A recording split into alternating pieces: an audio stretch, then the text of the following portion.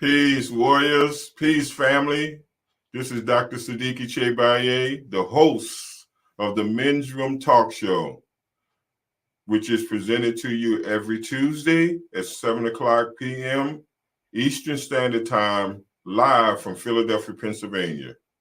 This is a place, family, that you're going to hear the voices of our Black heads, our Black power, our Black leaders, the Black man in our communities, the ones who's doing positive things, the ones who is promoting community, the ones who are fulfilling their purpose, and the ones who's being the example.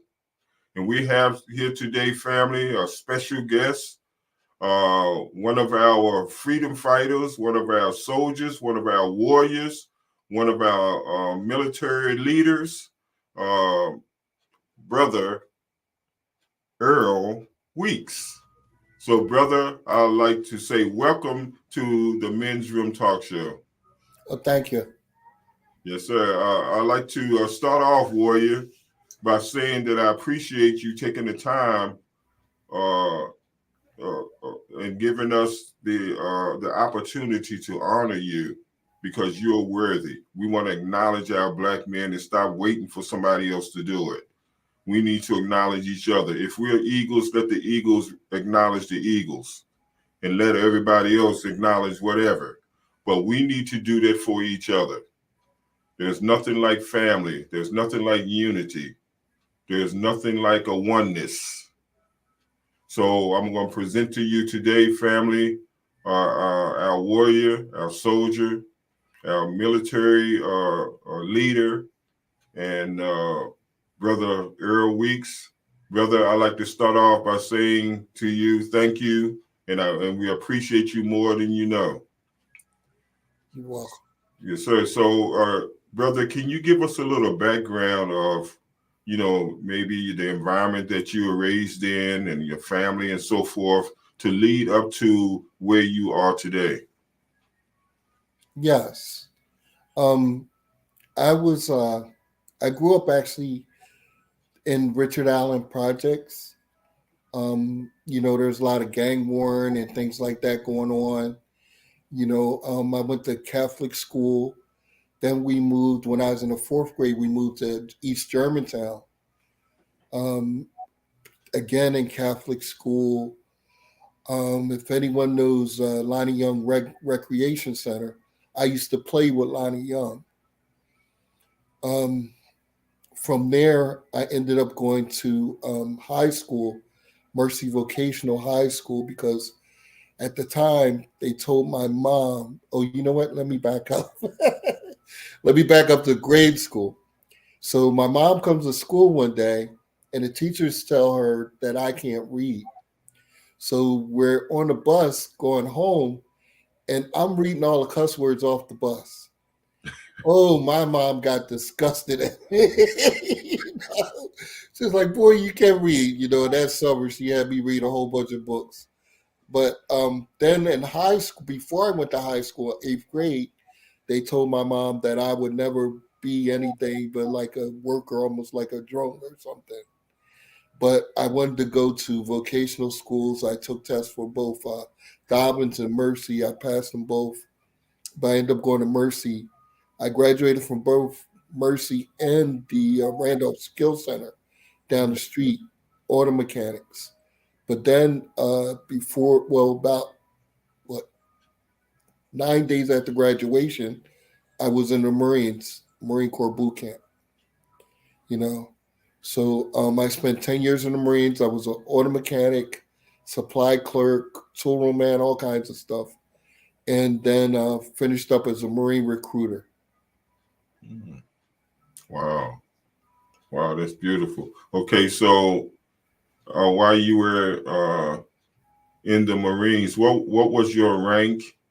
And give us a peep on the inside of the environment of being a soldier or a Marine officer, because we've been getting different stories on the military, and a lot of people feel that you would never understand the military if you was never there. And I will always ask people, did you ever go to college? They say no. I said, are you aware about the college environment? They say yes. I say, well, that goes to show you, you don't have to be there in order to relate to what the environment is. So can you give us a little background? Because all of them really concentration camps, universities, military, jobs, I'm laughing because you kind of hit what I do with people, because people think the military make you go crazy.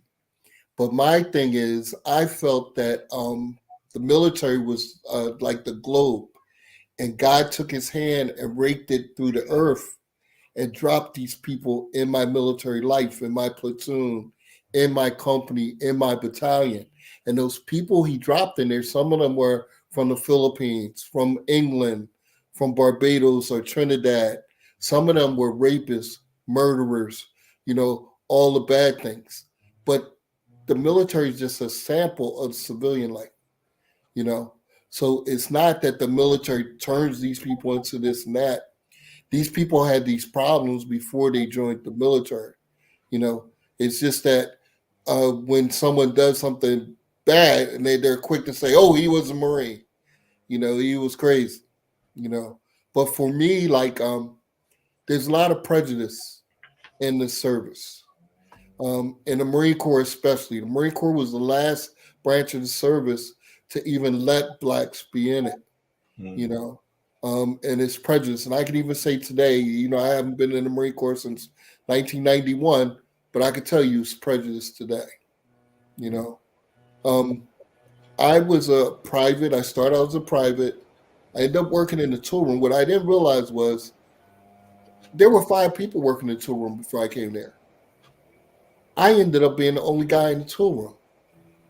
Mm-hmm. We're standing in a formation, and the sergeant saying, "Oh, you guys always complaining all the time. There's only one guy that don't complain, and he got 8 jobs." And I'm saying, "Darn, somebody working their butt off." And they're like, "Private week, step forward. This man got 8 jobs." I was like, "Oh my God, no wonder I'm tired." And then they had this big inspection. And the whole motor pool failed the inspection except for my tool room.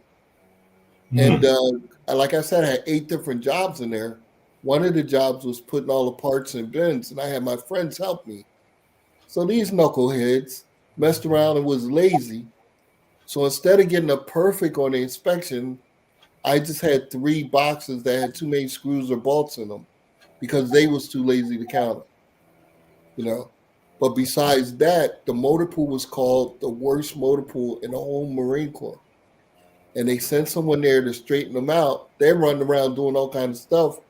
I'm asking them, what do I have to do? They laughing at me, but no one pulled me to the side and told me how great a Marine I was, that my whole shop, vehicles, mechanics, officers, enlisted, all failed except me.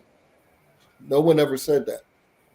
You know, I ended up getting promoted later, but that wasn't really something that they orchestrated.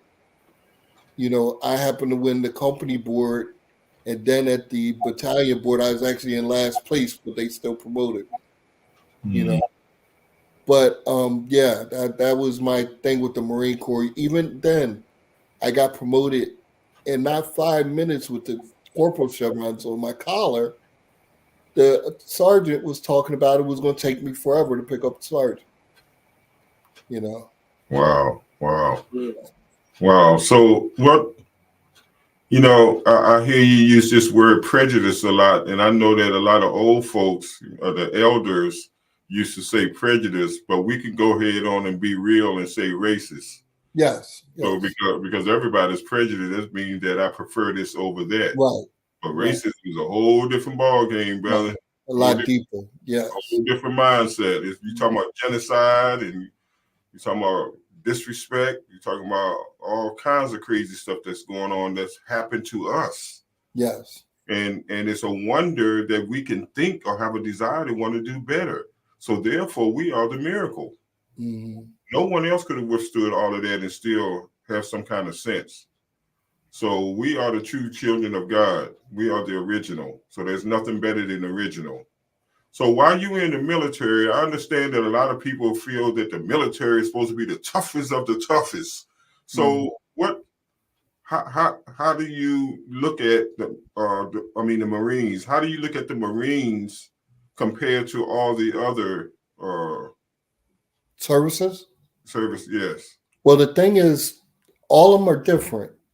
You know, the Army, look at the name, the Army. An army is meant to outnumber people. So the Army is the biggest service.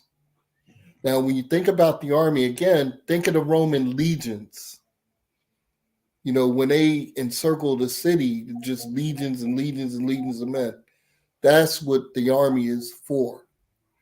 You know, the Navy is for what we call advanced naval bases, meaning to have bases like in Okinawa, you know, Hawaii, Guam, bases that are out far so that they just have to get the men to it and get them where they need to be. That's what the Navy is for, also to patrol the seas, you know. The Air Force is the air component because before they had the Air Force, they used to just put all the different service planes together and have them fly. It wasn't organized until they made it the Air Force, and that's the small, not the smallest, but the youngest branch of the service, except now for the Space Force.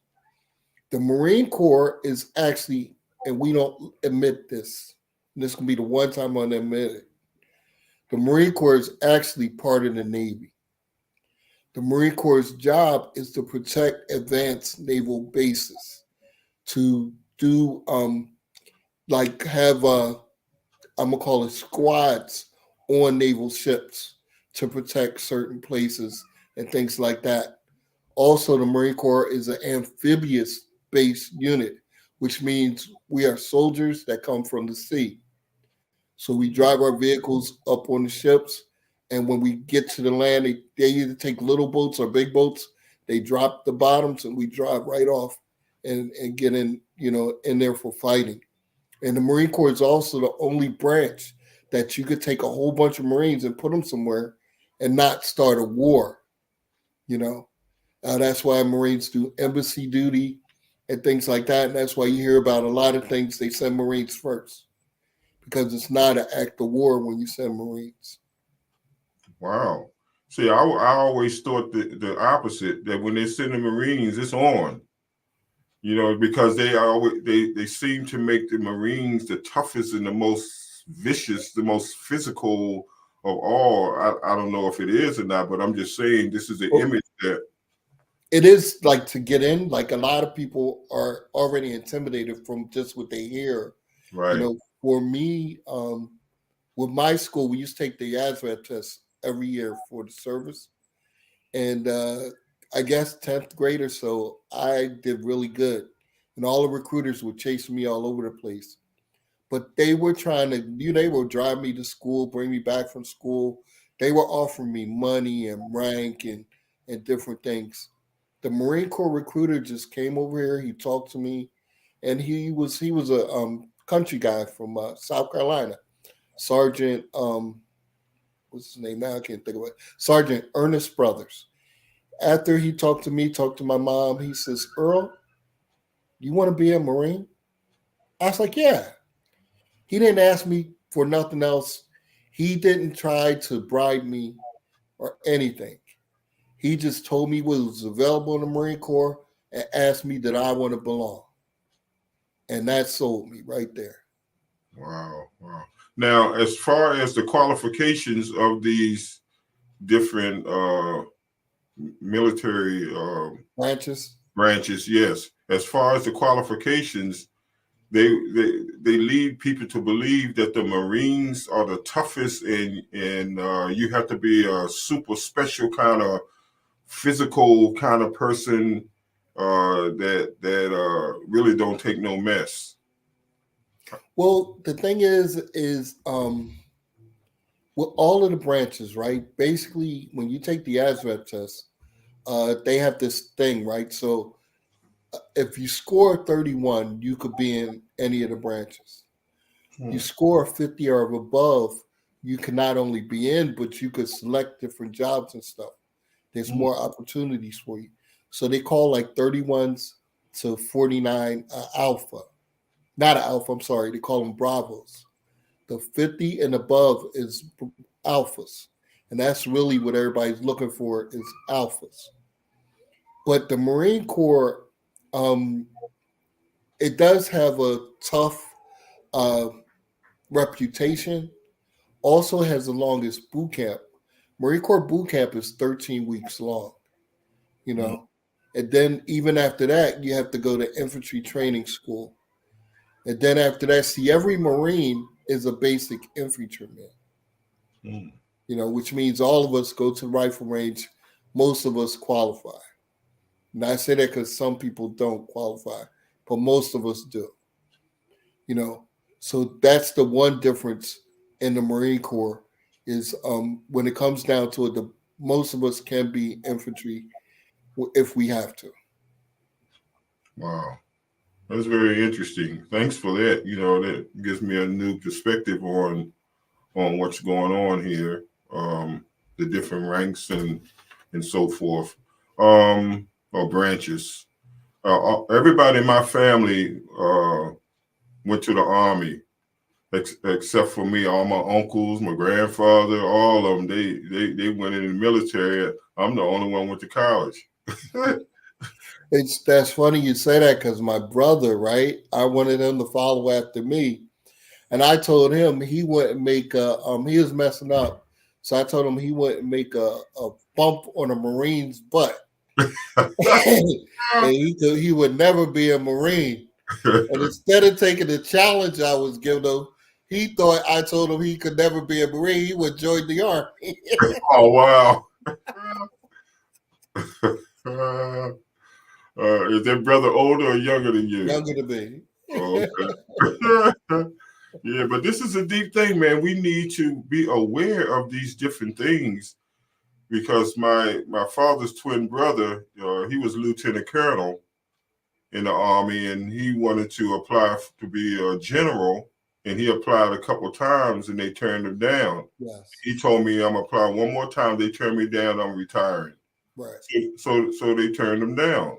Now, Leo Brooks, the managing director of Philadelphia back there in Wilson Good when he was the mayor, yes. Leo Brooks is from my hometown. We have about 3 or 4 major families there, and everybody know each other. And they was wondering why he come all the way up here to be a politician when you was a general and all of that. So there was kind of everybody was kind of tricked up about that. Mm-hmm. But then after he came back home, they gave him a nice welcome because of what happened to the move situation up here, which a lot of times they didn't even have no control over it. All them white folks did what they wanted to do, right, and made the brothers look bad, including Wilson Good. But hey, look, it is what it is, and I'm going to have his bodyguard on my show also. We had talked, and he has a lot to share in reference to that situation with the move issue and the whole time that Wilson Good was a mayor. He was one of his bodyguards. Okay. I'm not going to mention his name right now, but we're working right now. He's a very busy brother, and but he's anxious to be on the show because a lot of people, are saying that they appreciate me having this kind of forum because this is what we need. Because the black man gets a bad rap.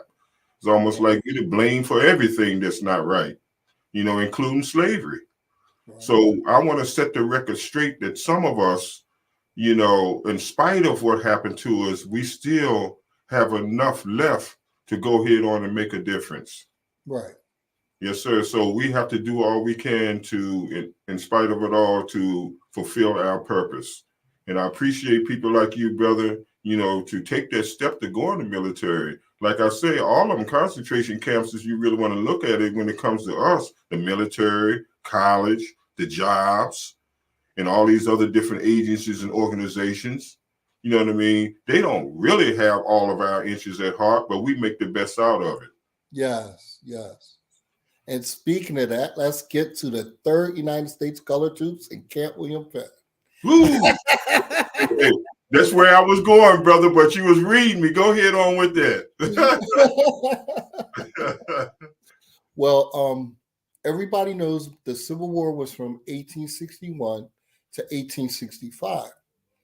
Well, the crazy thing about it is Black troops were not allowed to fight until 1863. So if you ever heard of Octavius Catto, he took a bunch of men up there to Gettysburg in July of 1863 when they had the Battle of Gettysburg to help.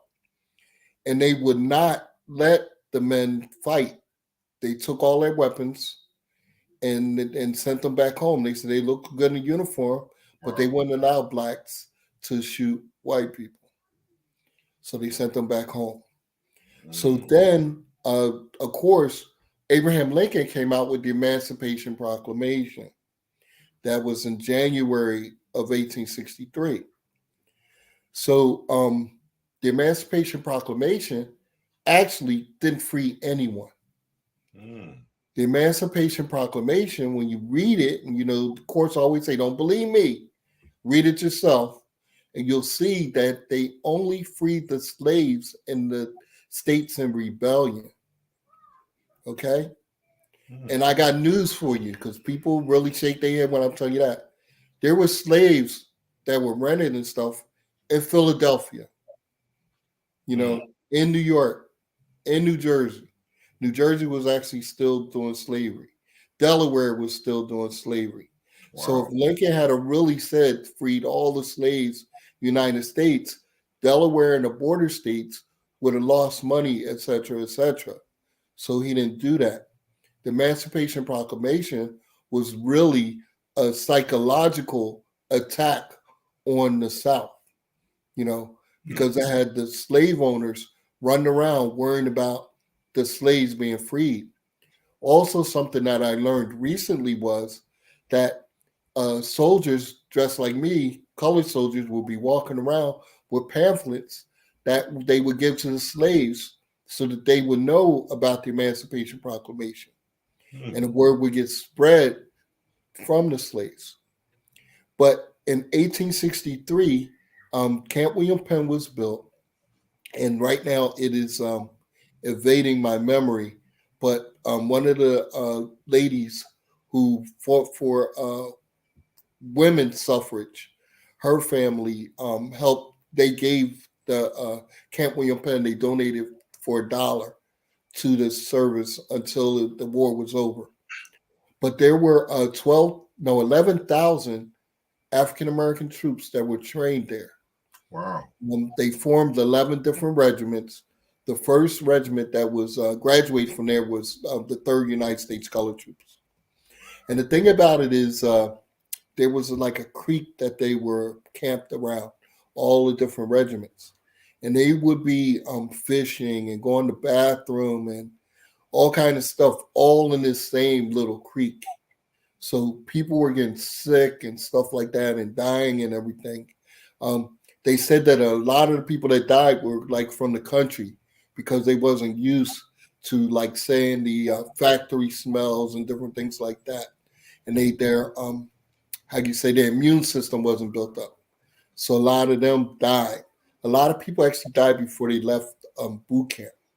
But Wow. if you ever saw the movie Glory, at the end it says, they never took over the fort and whatever. But that's not true. The fort was taken over. It was taken over by the 3rd and also one of the white units from Pennsylvania. The Confederates had left it. They say supposedly they were burying their dead there and it poisoned their water. And they ended up leaving. But it was taken over there at the fort. But Camp William Penn, there was like a lot of stuff going on, training and, all kinds of stuff. Trying to think of other things to talk about. Well, like me, I portray a private sometimes, and then like today, I actually portray a steward. So I did bring a couple little examples of things. One, bone saw. Because during the Civil War, when you got shot by a bullet, they didn't know how to fix things. So a lot of times they would just cut your limbs off. So can you show that? Can you show that again? Yes. Yeah, they would cut your limbs off with the bone saw hug again, and they're real good. Wow. Yeah, and this is only one. They have bigger ones, And you got to imagine the anesthesia back there wasn't too good. They just hold you down and just cut it right off. And then say if you had a little bit of asthma, right? Look, they actually had inhalers back then. Wow. Yeah, it's hard to imagine. I didn't even imagine they would do that. You would just inhale, whatever they put. I guess they put herbs in there or something. You put it up your nose? Yes. Just like the asthma inhalers we had today. Okay. Yeah. And then they did a lot of bleeding people and stuff. So they would have leeches. I don't know if I could get this open. But they have leeches. This is a container of leeches. I can't seem to pull it out, but there's some rubber leeches in here and the little breathing holes so that the leeches could breathe. Because as a steward, one of my jobs would be making sure that the leeches were taken care of and fed and available for the doctor. Also have folk medicine and remedies book here. These are some of the folk things that we probably don't believe today. I don't know. I don't know if I can read. Let's see. Okay, for whatever ails you, prepare a brew of barberry tonic. For barberry tonic, the bark should be powdered and then as much as can be taken on a jackknife boiled in water. Take 3 times a day. It is particularly good if boiled in cider instead of water. They have a whole bunch of different things. Some of them we probably think is crazy, but that was some of the medicine from back then. Well, most people think we're crazy when we deal with those natural remedies compared to what they have today. They say, man, that old weak stuff, they don't do that no more. But I understand that they have those ingredients in there, but they put chemicals. That's what makes it a drug. That's the difference between herbs or medicinal and drugs. See, when you mix the natural with a chemical, that's when it turns into a drug, and that's why you have all them side effects. Right. See, it says in the scripture. What does it say in the scripture, brother? And I'm glad you brought that up. It say, let the food from the tree be your meat, and let the herbs from the field be the healing of the nation. And we understood it as a people. But when you had them ones that come out of them caves roaring and coming down and all of that, they were animalistic and all of that, we taught them everything. And once we taught them everything, they took it and flipped it on us and used it against us. Mm. See, their biochemistry and our chemistry is different. They can take some of that stuff, but we can't. And that's why we have side effects that is deadly more than the other folks do. Our chemistry is different. People are people, yes, but there's different kind of people. Dogs are dogs, different kind of dogs. Cats are cats, different kind of cats. Birds are birds, different kind of birds. You don't lump them all together because each one of them have their own nature, their own habits and so forth and so on. So to give us the remedies of other folks could be deadly. Right. Have you ever thought about that? Yes. Yes, sir. So, okay, well, tell me this, warrior. Do you have any other artifacts that you want to show us? I could. Let's see. Because that's very interesting. You know what I mean? I never. Wow. I'm like more and more grateful that I didn't go in the military. So it's definitely not for everybody. You know, I've seen people, especially in boot camp, that didn't know how to take orders, you know, because basically what they do is they break you down from being an individual into working as a cohesive unit. But the thing is, you have to understand that. If you don't understand it, you're just acting out, and you're not. You shouldn't be in the military. You're not a team player. Exactly.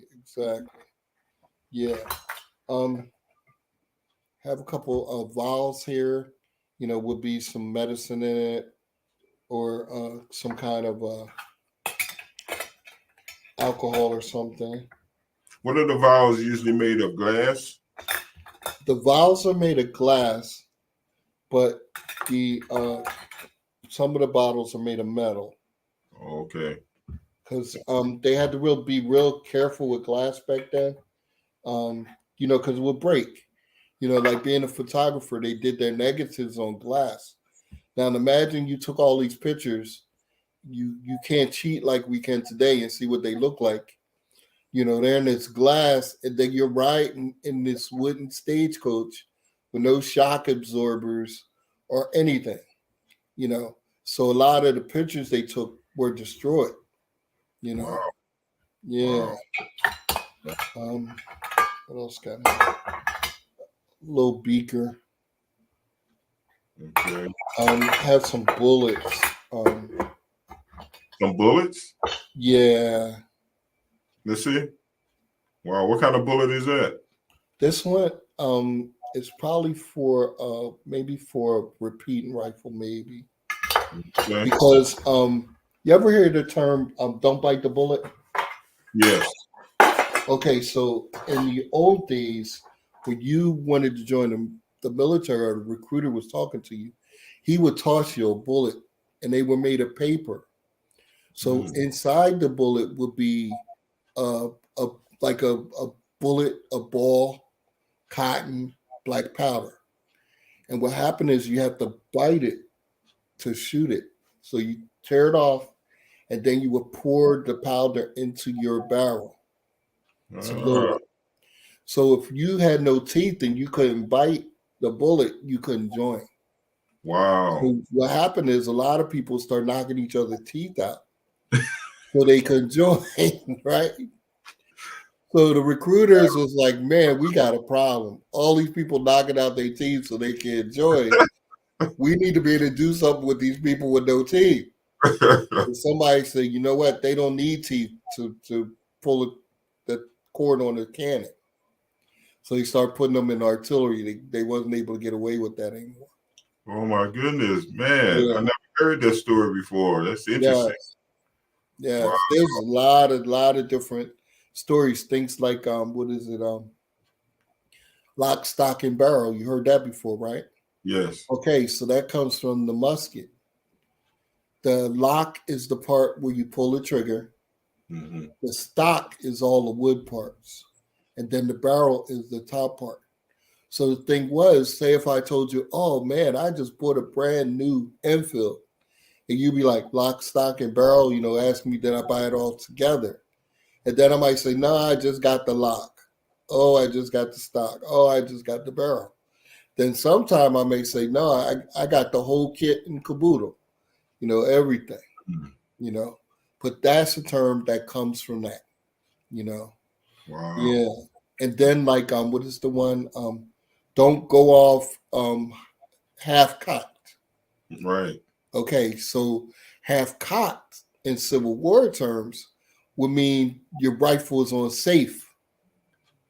So if you saw the enemy saw you, you both go load and everything, you point at each other. He pull the trigger, his bullet coming out. You pull the trigger and you not shooting anything because you're on safe. Wow. That could be a deadly mistake. Mm. Yeah. Mm.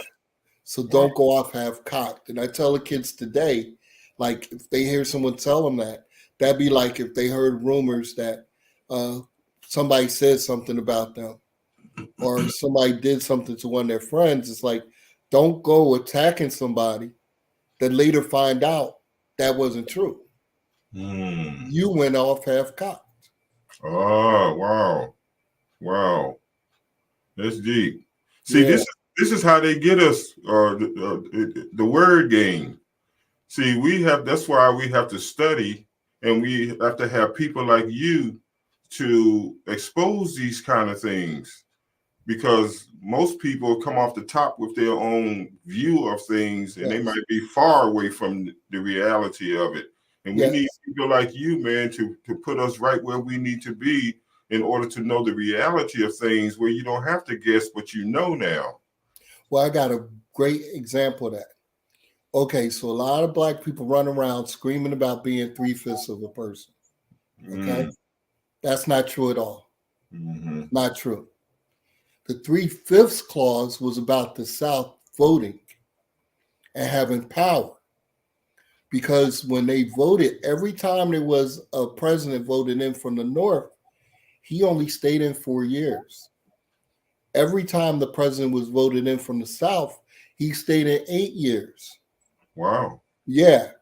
So, because the South really had more power voting. So, what they did with the 3/5 clause was they made an agreement with the South that they would count every slave as 3/5 of a vote.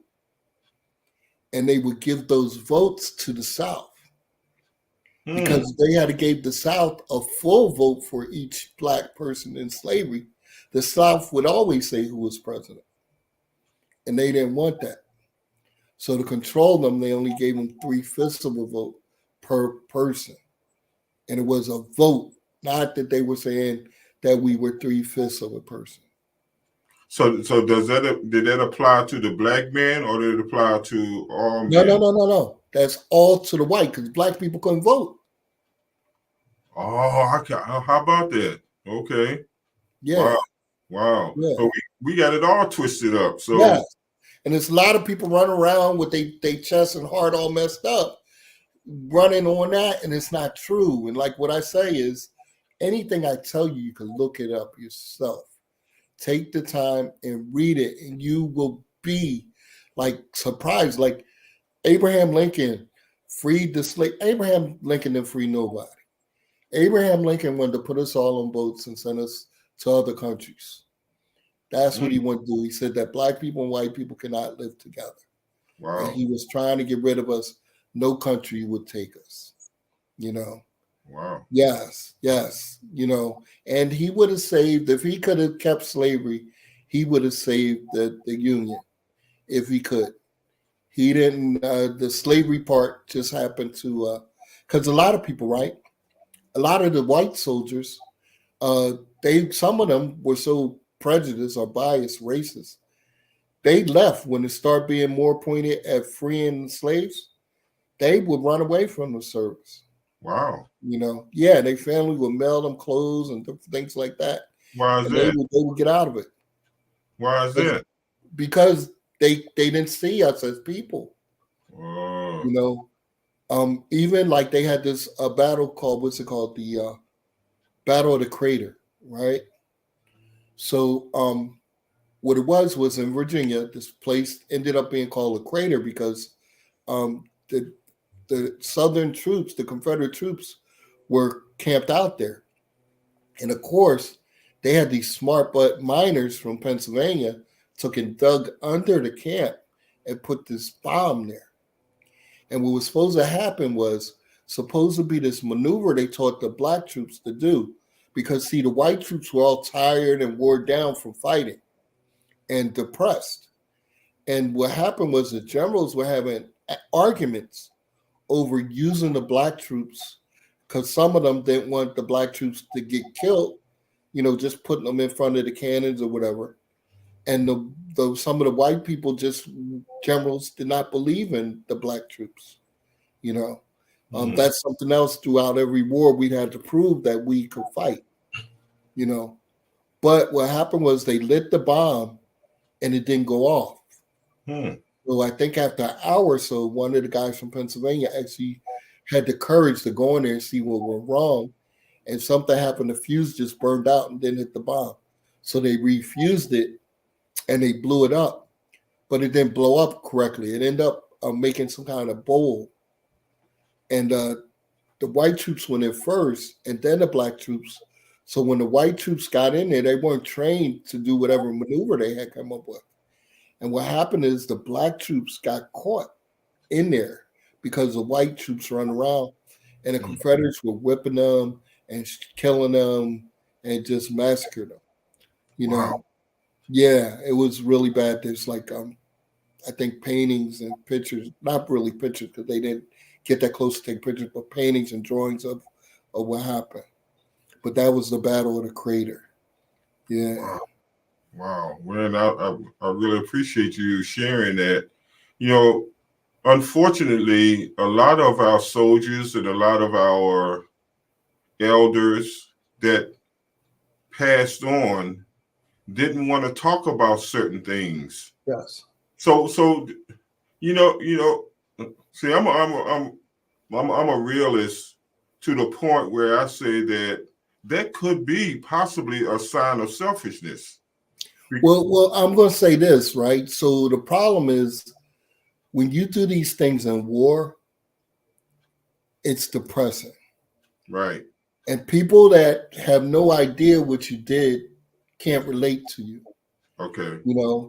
And so what we find even in the veteran community, like a lot of people, families don't hear about what their people did until after they die.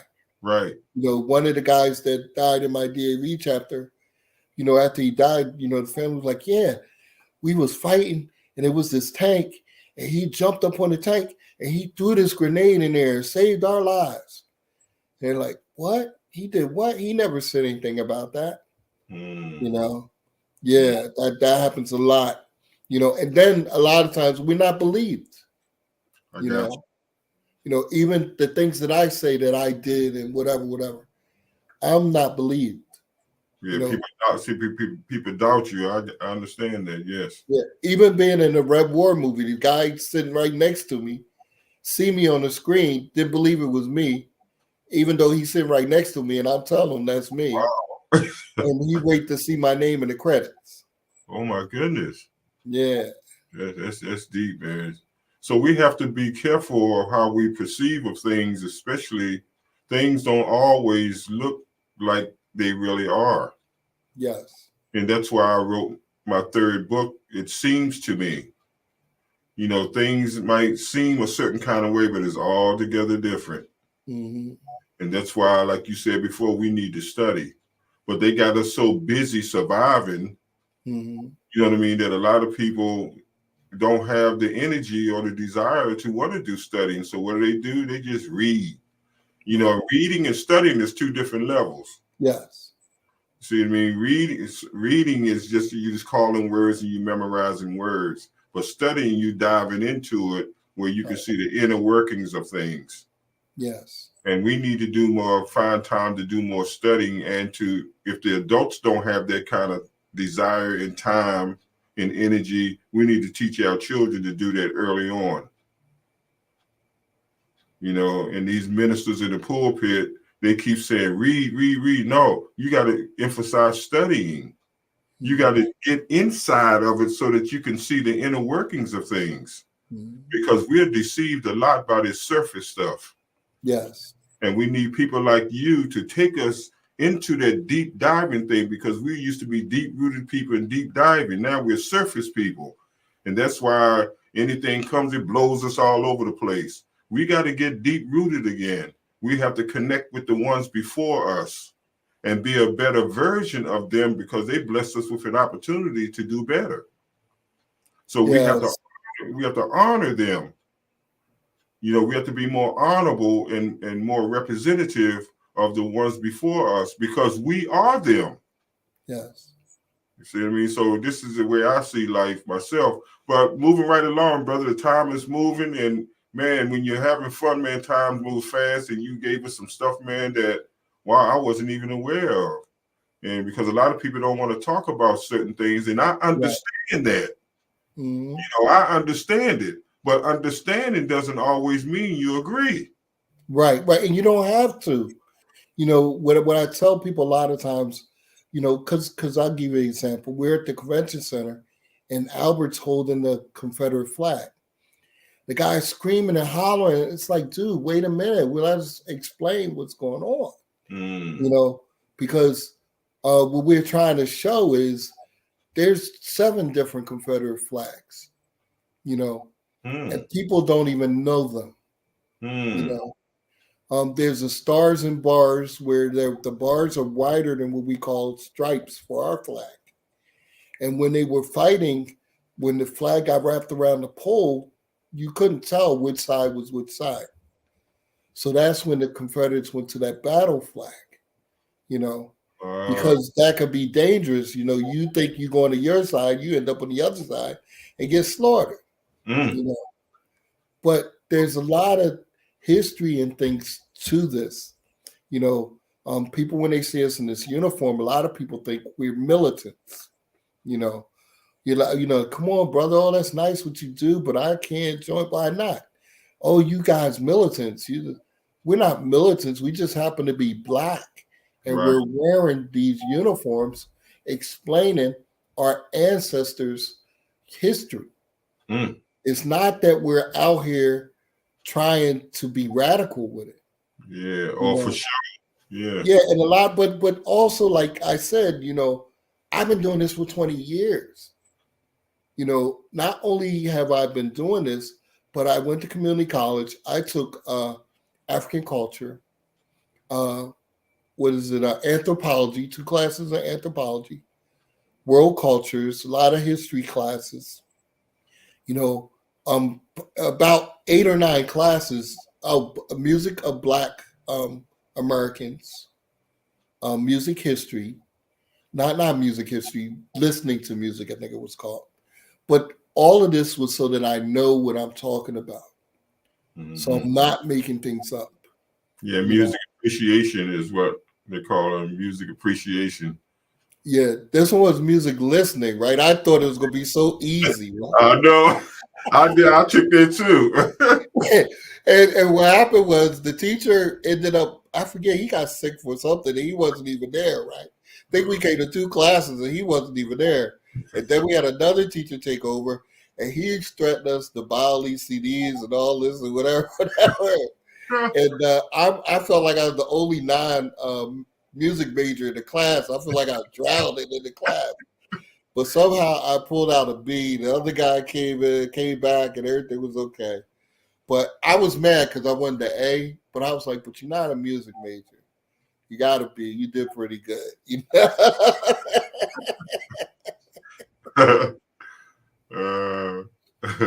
Yeah, but I did all those things so that I know what I talk about. There's a lot of people I see sometimes talking, and they don't have a clue, what they're talking about. That's true. Also, there's certain terms that are military that some people think they're talking about it, but they're saying it wrong because they weren't in the military. So one of the things I'm thinking about is writing a book for reenactors that weren't in the military, to kind of give them a guideline on some of the things they shouldn't be saying, things like that. Wow. Yeah. Well, we need that, brother. You need to pursue that. Stop thinking. Don't think no more. Just go ahead and do it. Right. That's it. Hey, and you got our backing. You got Queen Mother Harriet, who's a publisher. And maybe this is something that we can pursue because we need to know these things, brother, because we are far from the truth. Right. They created all these illusions, and we gritting our teeth on the illusions, and all we doing is going in circles, you know what I mean, and they're taking it out on each other. Yes, and I've seen that. I've seen a friend of mine angry all the time. The white man doing this, the white man doing that, and it's like, dude, there's plenty of things going on. Like trying to get a job. I don't get mad that I don't get hired. I know I need to go to the next person to try to get a job. I don't have time to be worried that they just throw my stuff in the trash when I left. I ain't got time for that. I need to get a job,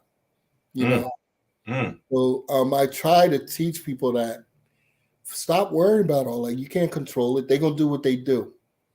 You do what you do. And that's what we do. Like for the third, we see ourselves sometimes as, what would we say? What is it? Missionaries, because we go all over. We'll talk to anybody, your church, your club, your school, your college, whatever it is, out at family reunions, out at festivals. We'll talk to anybody because we want this information out, and some of us, we even have books where you can look up if your ancestors fought in the Civil War, Wow. Yes. Wow. Well, I need to see you off the screen there because there's some interesting stuff there, and we need to know where we come from. Exactly. You know what I mean? Because if you don't know where you come from, how in the world are you going to know where you are? Yes, and the thing is, history repeats itself. That's true. Where these people are talking about, let me start from the past. When they had the black codes and you would try to vote, they would come up with things like you have to guess how many marbles in the jar and all kinds of other things, tests that you had to take. But it was set up so you wouldn't pass and you wouldn't be able to vote. So today what they're doing is talking about you need an ID card. Okay? You don't need an ID to vote because when you go to vote, when you go to sign, they already got your signature there. They're already verifying who you are. So you don't have to show an ID. The reason people want to press that and they're not going to say it is because some of us have problems with the police. Some of us have mental problems where we have problems with the government, et cetera, et cetera. So we don't want to do these things, and they know that. And what it is they're doing anything to keep us from voting, that like in the South where you can't give water, you can't feed people, you can't have the church take the bus load of people over there. But it's all because they have shut down the different voting places in certain places in the South where they have to travel miles, like 9 miles sometime to vote, And I want to tell my people, because some of my friends, I had to tell them, stop saying if you go to Walmart, you can vote. That's not true. That's somebody else's point. And they have brainwashed you into pushing their point. It's not like Philly, like me. My voting place, the first one was like 200 yards away. So now they moved it to a rec center where it's 400 yards away. But I can get to that. It's not like that in the South. We have to stop thinking everybody is in the same situation that we're in. They are not, And when you talk to the South, they are trying to steal every vote they can get. because that allows them to do whatever they can do. And when you don't vote, you're not supporting yourself.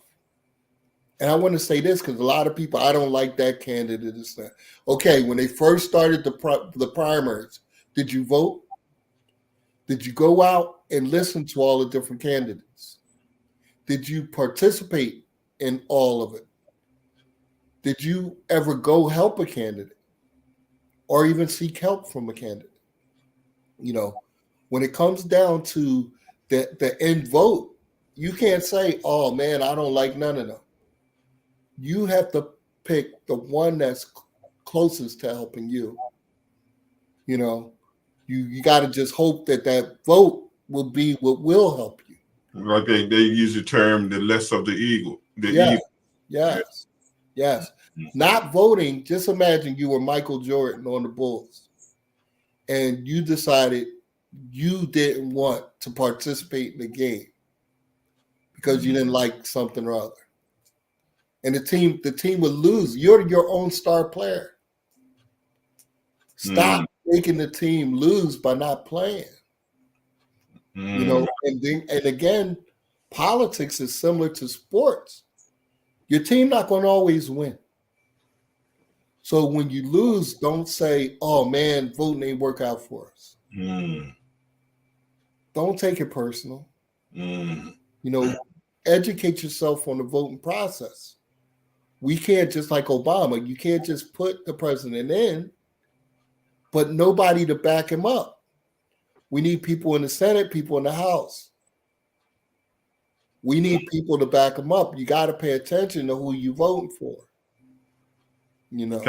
Let me ask you this then, Warrior. As you were talking, you know, things come. You know, when thinkers come together, a lot of things be coming through because the energy you be feeding off of each other's energy.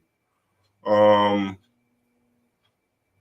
remember originally when we voted. I'm from the South, and we were Republicans until Kennedy came on the scene, promises and all of this stuff and all that. But they had to get him, you know. But we had block votes, right? You see what I mean? Now we are a bunch of individuals, and I believe because of the fact that we had community then. And we don't have that anymore. We have a bunch of individuals where this so-called integration gave us a false sense of individualism. I finally made it. Made what? Right. And do what I want to do. Exactly. Yeah.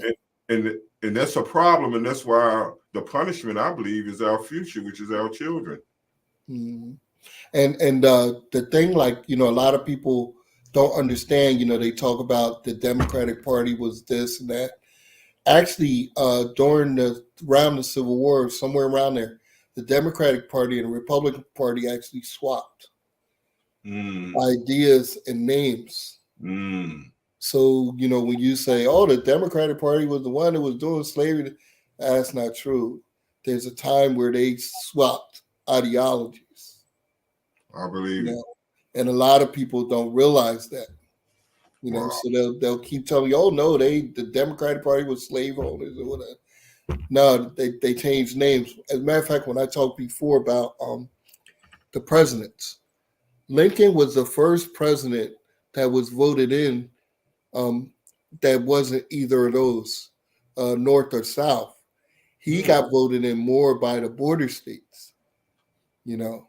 So he was the first one that broke that mold, you know. Wow. Yeah. First time I heard that. Yeah. You know, like I said, like, been doing this for years, got 50 million books, all kinds of different classes, you know. There's a lot of different things, you know, and even the different things that they're using today in politics, like we were saying a little bit earlier, are from the past. You know, we've seen this stuff before. You know, people wearing Nazi stuff and Confederate stuff. We beat those people before. They are not our friends. You know, they're our enemy. They're showing us that they're not our friends when they show that stuff. You know, the South lost the war. You know, wanted to bring it back is not American. I'm gonna say that. I got you. Yes, sir. Yes, sir. Hey, brother, man, you schooled us to a lot of things, man, and it's a.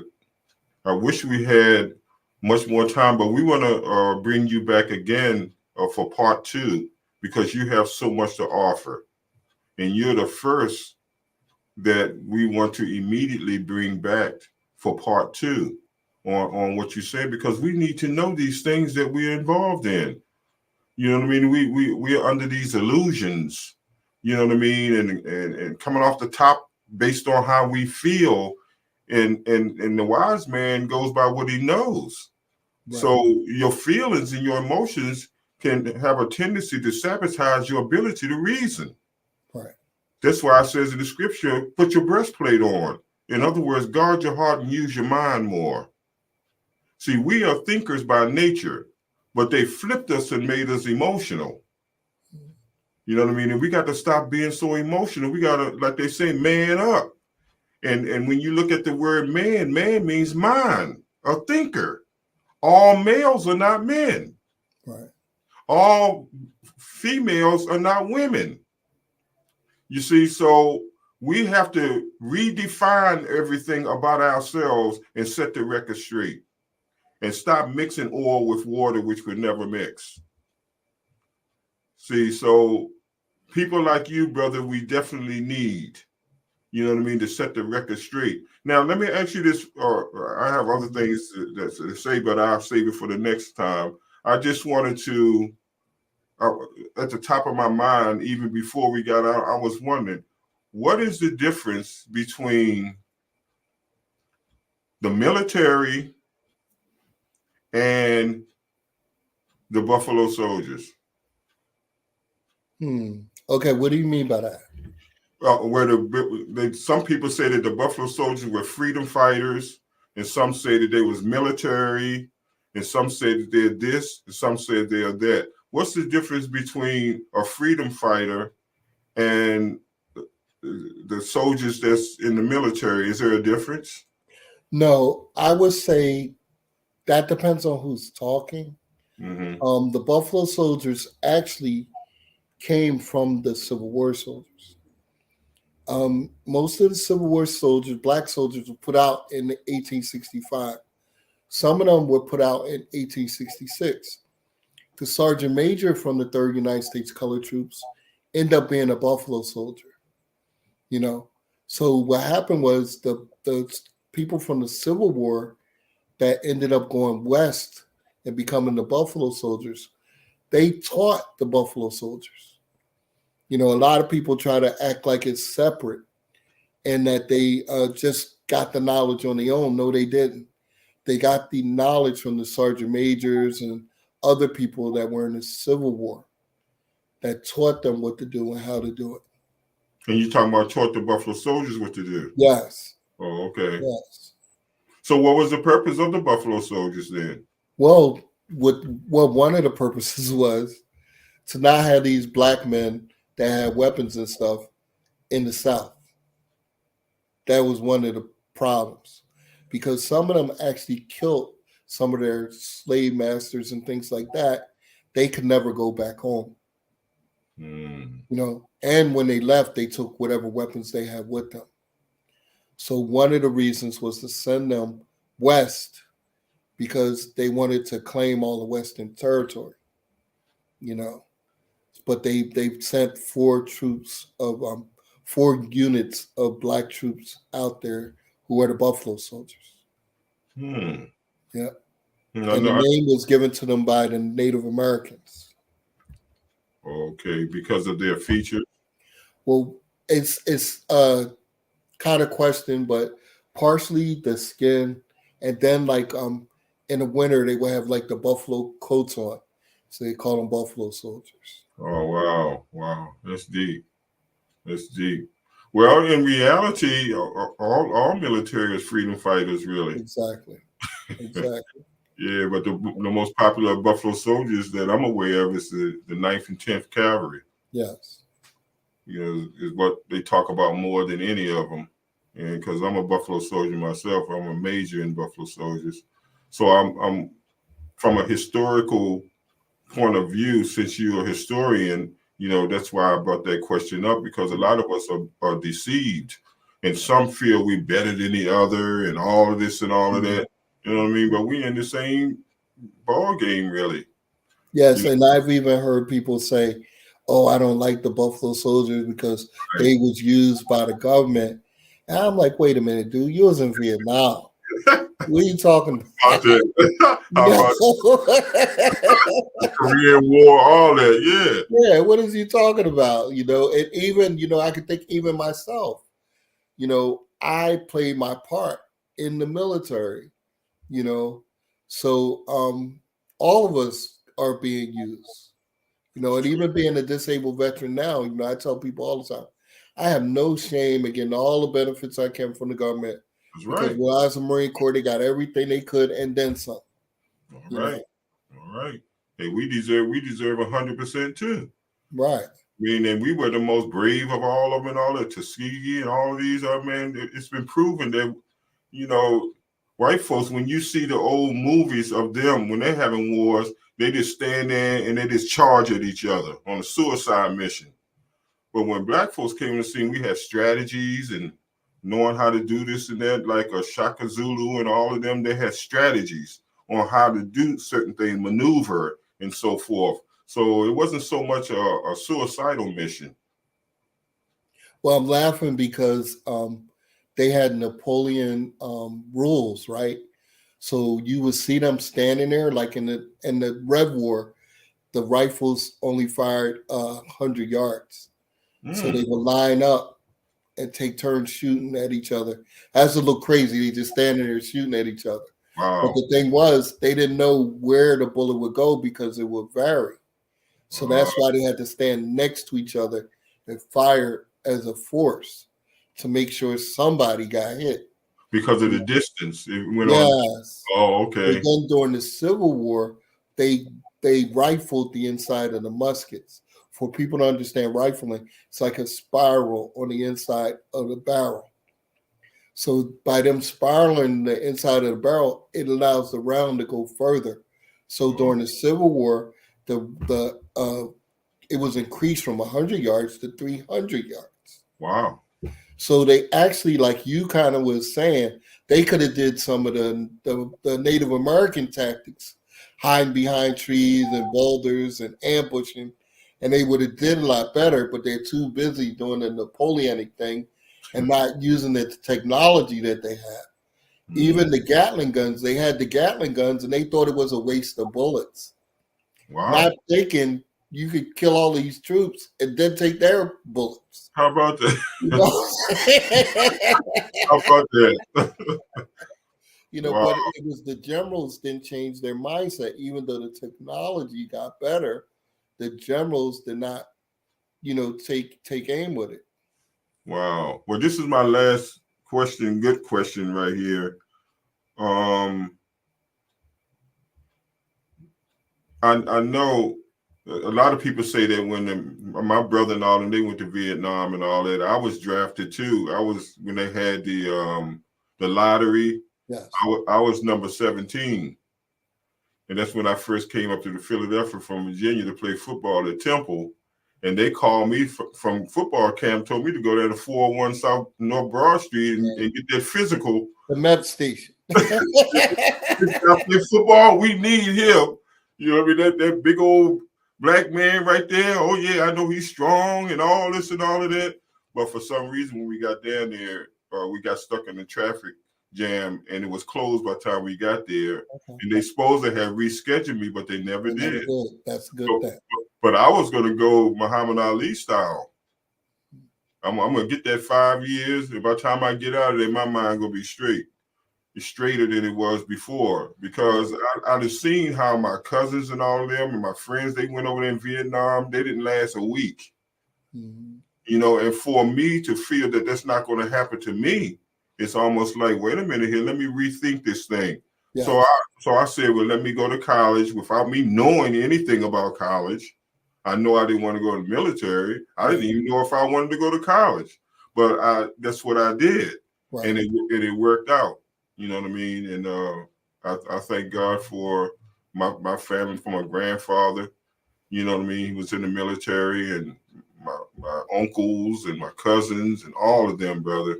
And I thank God for all of them. But everything is based on choice. And like I said before, all of them are concentration camps. So pick your poison. Right. So some of them are more physical than others, and some are more mental than others.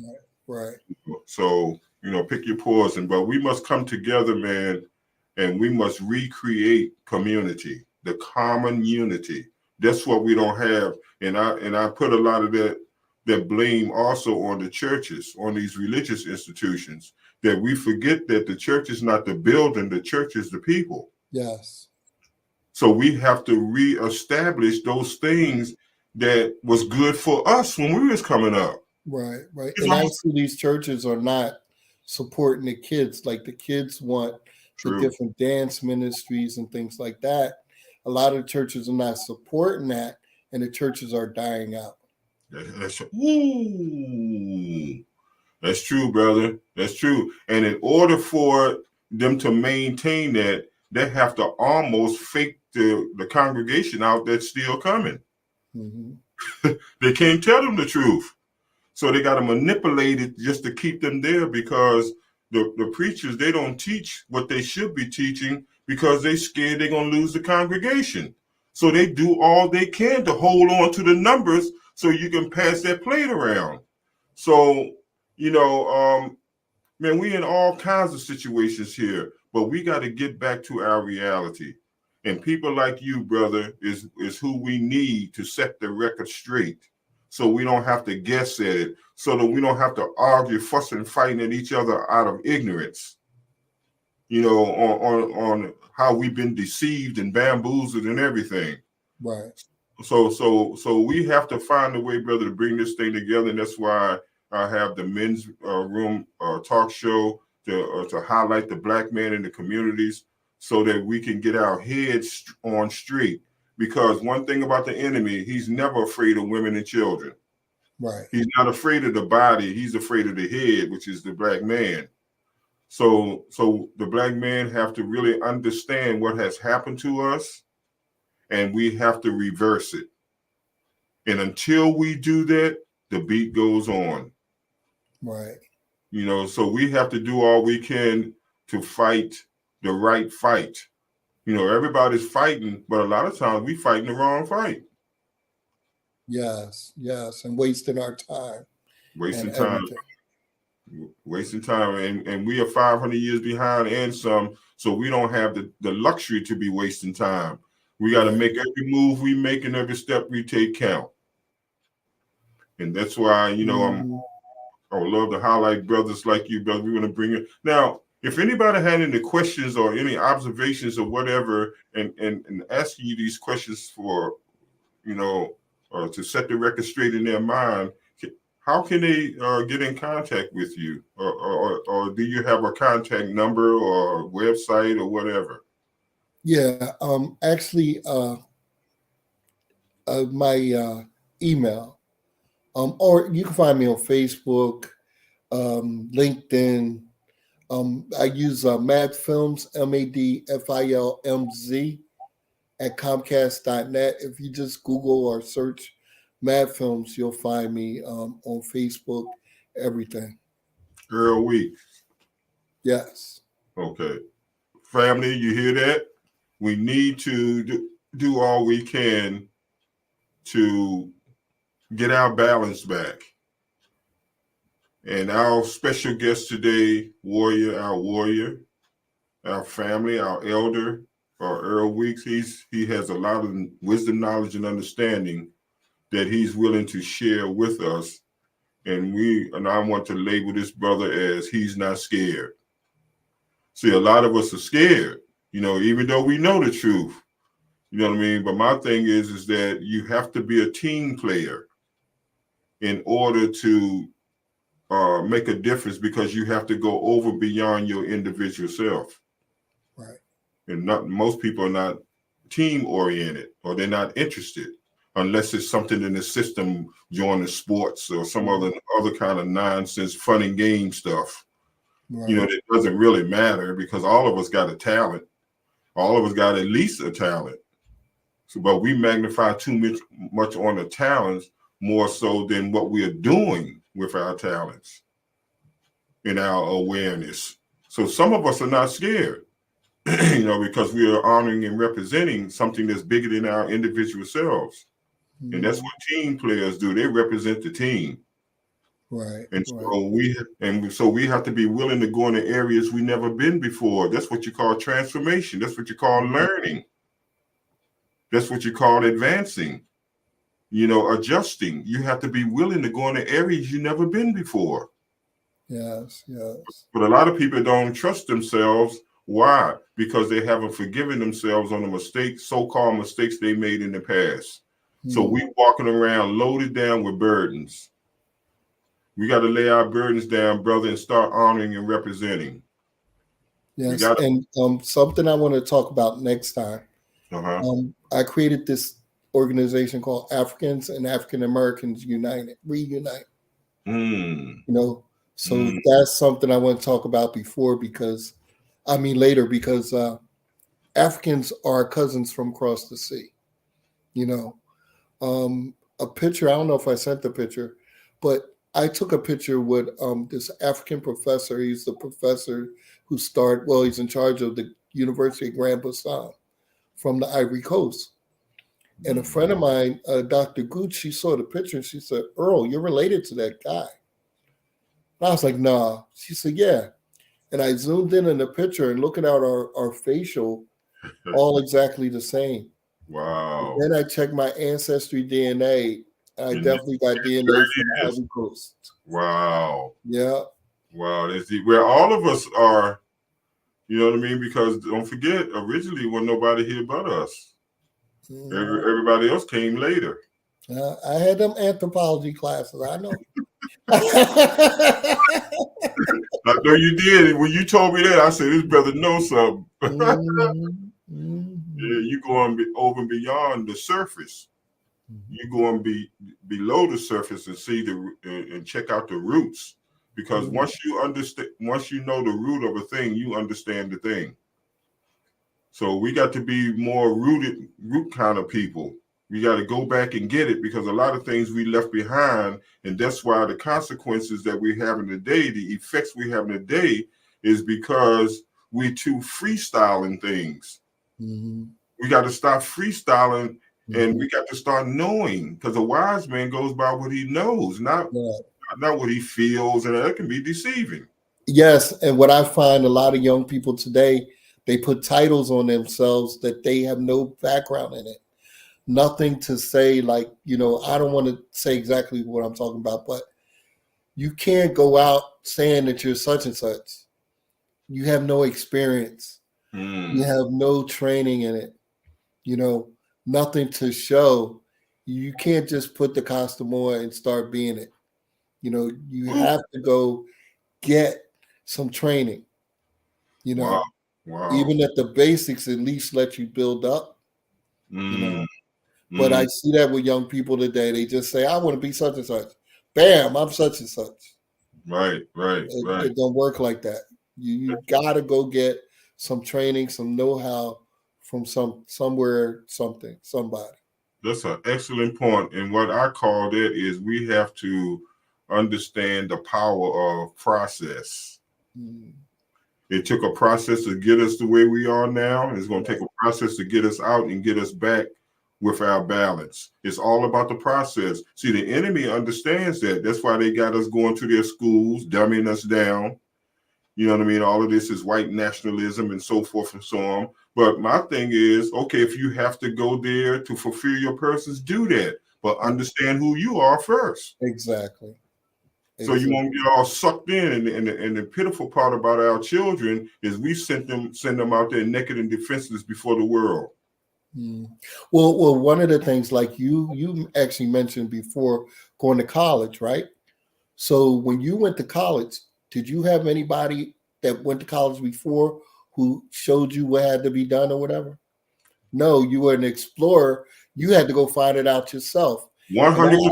For a lot of our kids here today, True. because they can't ask their family because no one's been. And I know that from being at community college, Yeah. that we had to teach the people what to do and even to ask questions and different things like that. And people don't realize that. Like people think like community college is like kindergarten or something. True. It's not at all. True. One of the things you got to see is if you don't train your kid, like your kid has never went to spend a night for a week or something somewhere else. How you gonna just dump them at a college? True. Out of state. Good point. You never made him pay rent or anything. He never paid any bills, never did any kind of work. How's he going to survive? True. True. Sometimes you need community college to let him get that training and stuff so that he could be solidified for those first 2 years. Yeah, foundation. Yes. And not only that, it's actually cheaper. True. To go there. And something else, like I said, I was president of Phi Theta Kappa Honor Society there for 3 years. There's all kinds of grants and scholarships that are available, especially if you're in the Honor Society. I was also the first photographer at Alpha Beta Gamma, which is the business business honor society there. And the reason I was the first was they didn't know that we belonged in there. Wow. I had to kick the door down and get us in. Beautiful. Thank you, Warrior. Thank you. See, we have to understand also, I appreciate all that because each person is more than the eye can see. Exactly. You see what I mean? That's why we got to get to know one another. We have to give each other an opportunity to present ourselves to each other. Right. So we don't have to guess at it, coming up with our opinions, and which is 99% negative because of our conditioning. Right. Because when it comes to each other, the first thing we do is look for fault. Right. And people always kill me with I just feel a certain way.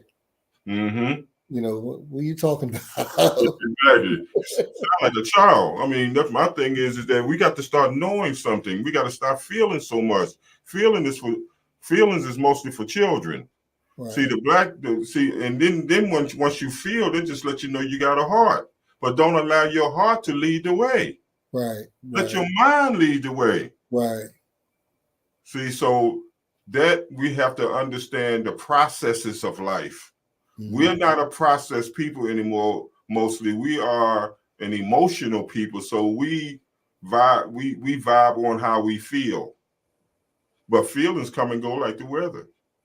Right. So that's why we keep changing and switching up and frustrating ourselves and are angry and bitter. And we end up taking it out on each other. That's why all the other folks say, hey, put them Negroes over the corner by themselves. Right. And they end up destroying each other eventually. Yes. So we have to peep the game, brother. This is nothing but a game, man, that's on us. We are the targets. The black man, they're not afraid of women and children. They'll kill the seed carrier and plant their seeds, and now you got a new kind of people. Right. And that's what you got in Central America and South America, a new kind of people. They were us originally. Yes. Yep. So because see, a lot of people don't understand that. I remember I was just telling my sister that yesterday. Slavery. Okay, the Native Americans were here. They were working them 20 hours a day, and then they was killing them with their diseases because they didn't have those diseases here before they came over. So they figured as killing them, they need somebody that could work harder. They said harder than them. They already work them 20 hours a day. So they asked for black folk to be sent over here. So once they had a black folk here, they're having sex with the Native Americans and the black folk. So they end up having these other races,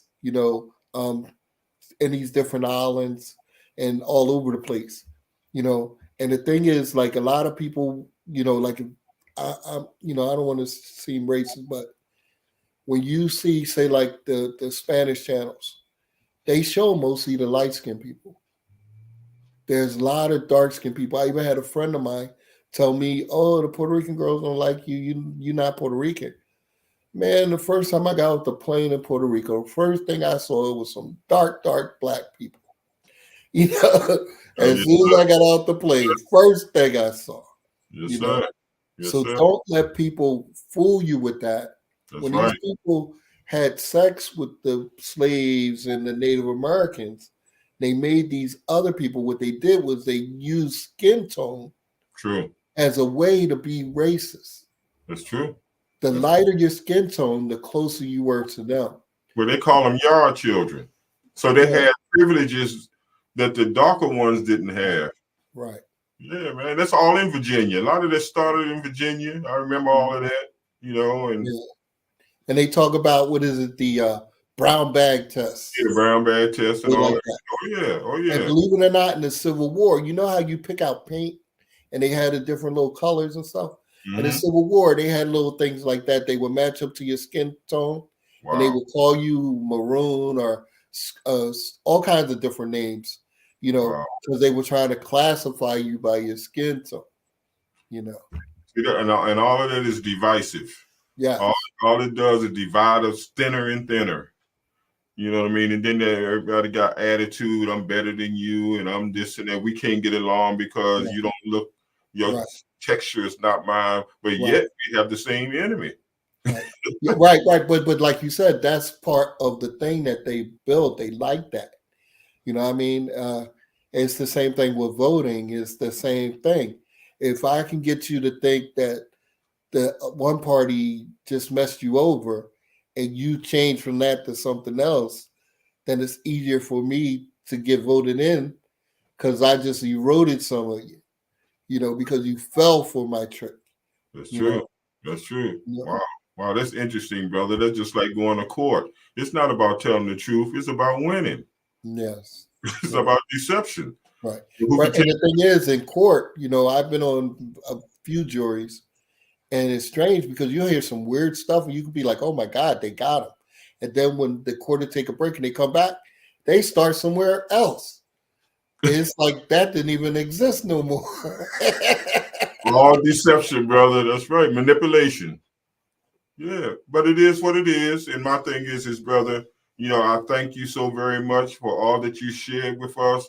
There was, man, it was very uplifting, very rewarding, and very much necessary. And I thank you for taking the time to us, share with us your journey and what you have been blessed with to share with us that we don't even have to go through it. You already told us so we can avoid certain things.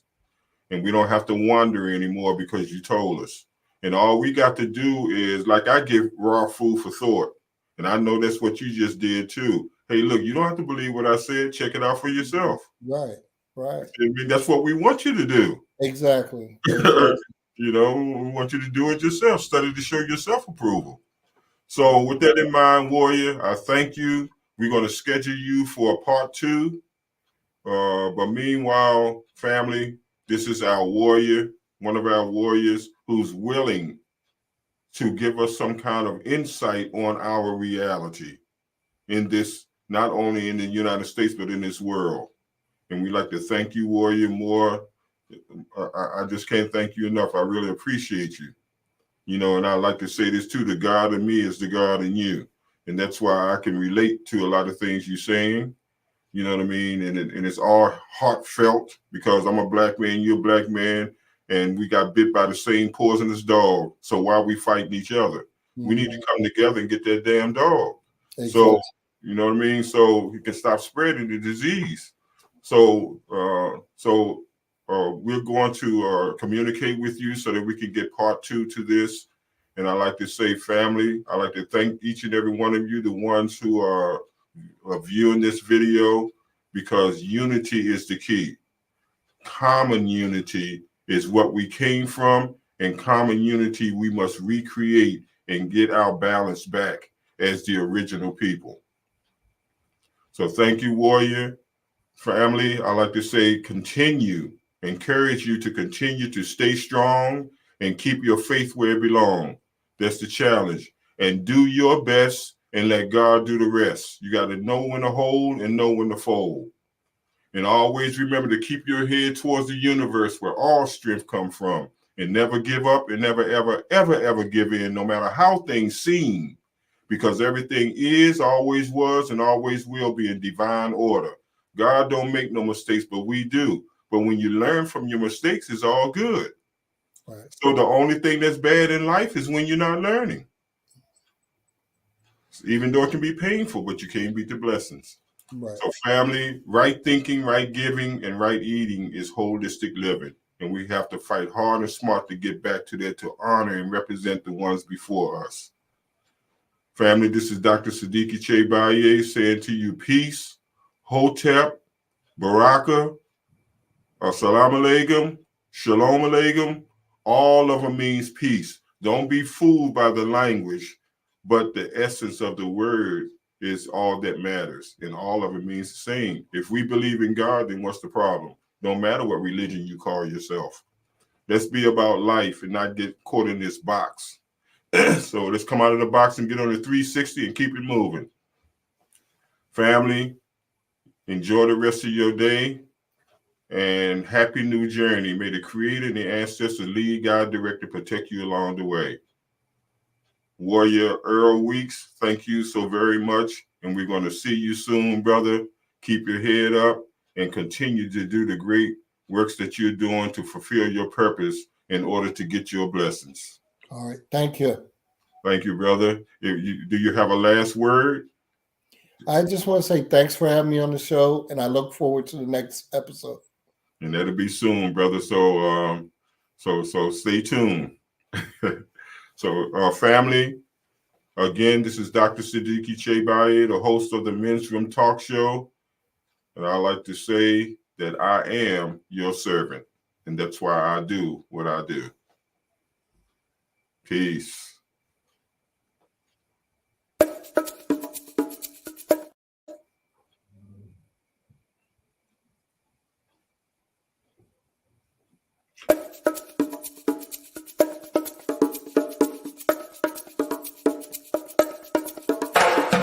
Thank